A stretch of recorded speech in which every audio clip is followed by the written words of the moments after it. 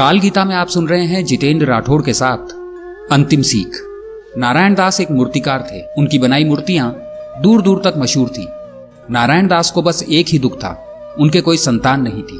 उन्हें हमेशा चिंता रहती थी कि उनके मरने के बाद उनकी कला की विरासत कौन संभालेगा। एक दिन उनके दरवाजे पर एक 10 साल का बालक आया। उस समय नारायण दास खाना खा रहे थे। लड़के की ललचाई आंखों से वे समझ गए कि बेचारा भूखा है।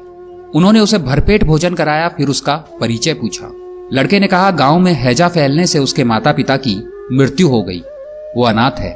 नारायण दास को उस पर दया आ गई। उन्होंने उसे अपने पास रख लिया। लड़के का नाम था कलाधर। वो भी मन लगाकर उनकी सेवा करता। काम से छुट्टी पाते ही उनके पैर दबाता। नारायण दास द्वारा बनाई जा रही मूर्तियों को ध्यान से देखता और कई बार वह बाहर से पत्थर ले आता और उन पर छैनी हथौड़ा चलाता। एक दिन नारायण दास ने उसे ऐसा करते देखा तो वो समझ गए बच्चे में लगन है। उनकी चिंता का समाधान हो गया। उन्होंने तय कर लिया कि वो अपनी कला इस बालक को दे जाएंगे। उन्होंने कलाधर से कहा, बेटा क्या तू मूर्ति बनाना सीखना चाहता है? मैं तुझे सिखाऊंगा। खुशी से कलाधर का कंठ भर आया।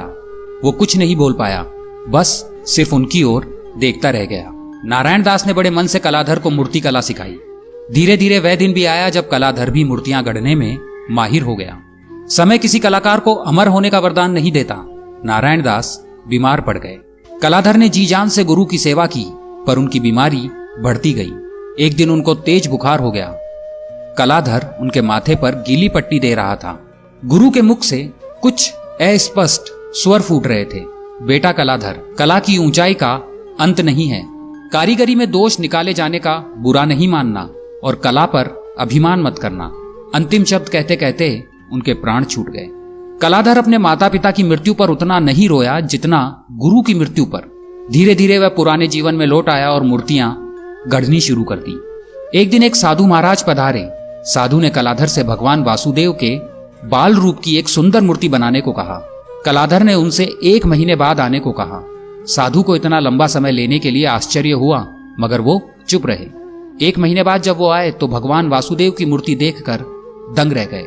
साधु के मुख से निकला, वाह क्या खूब, बोलो तुम्हें क्या मजदूरी चाहिए? कलाधर बोला साधु से, घोर पाप महाराज, केवल आशीर्वाद दीजिए। साधु ने कहा, बेटा मेरा आशीर्वाद है कि तू देवलोक के लोगों की वाणी समझ सकेगा। और फिर साधु महाराज चले गए। एक दिन कलाधर अपनी कार्यशाला में मूर्ति गढ़ने में व्यस्त था। तभी उसे 2 व्यक्तियों की आपसी बातचीत सुनाई दी। साधु के आशीर्वाद से वह उनकी बातचीत समझ सकता था।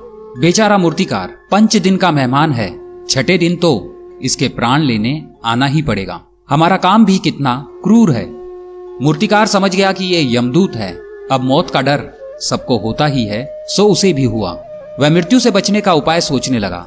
उसने हूबहू अपने जैसी 5 मूर्तियां बनाई। 6ठे दिन वह उन मूर्तियों के बीच सांस रोककर स्थिर बैठ गया। यमदूत आए। वे बुरी तरह भ्रम में पड़ गए।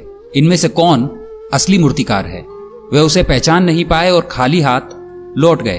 यमदूतों को खाली हाथ लौटते देख यमराज के क्रोध की सीमा न रही। वे गरजे और बोले, आज तक मेरा कोई भी दूत बिना प्राण लिए नहीं लौटा। तुम कैसे वापस आ गए? जाओ, जैसे भी हो उस मूर्तिकार के प्राण लेकर आओ। यमदूत वापस कार्यशाला में पहुंचे। अब भी वे उसे पहचान नहीं पाए। अचानक एक दूत को एक युक्ति सूझी। उसने अपने साथी से कहा, वाह क्या मूर्ति बनाई है, फिर भी मूर्तिकार है बेवकूफ। इस मूर्ति की एक आंख बड़ी और दूसरी छोटी बनाई है। दूसरी मूर्ति में अंगूठा ही नहीं है। कलाधर से अपनी कला में दोष सहन नहीं हुआ। वो गुरु की अंतिम सीख भी भूल गया। कलाधर चिल्ला पड़ा, झूठ, दोनों आंखें बराबर हैं। उसकी आवाज डूबती गई। गर्दन एक और लुढ़क गई। यमदूत उसके प्राण लेकर जा चुके थे। जीवन में गुरु अच्छा हो या हमें समझाने वाला इंसान बेहतर हो तो व्यक्ति तरक्की की सीढ़ियां चढ़ते जाता है। अगर हम गुरु की बातों को दरनिकार करते हैं तो हम खुद के पैरों पर ही कुल्हाड़ी मारने का कार्य करते हैं। इसलिए जब भी आपको कोई कुछ अच्छा सिखाए, चाहे वह आपका गुरु हो या आपके माता पिता, उनकी कही बातों को ध्यान से सुने और उन्हें अपने जीवन में ईमानदारी से अपनाएं। आप सुन रहे हैं काल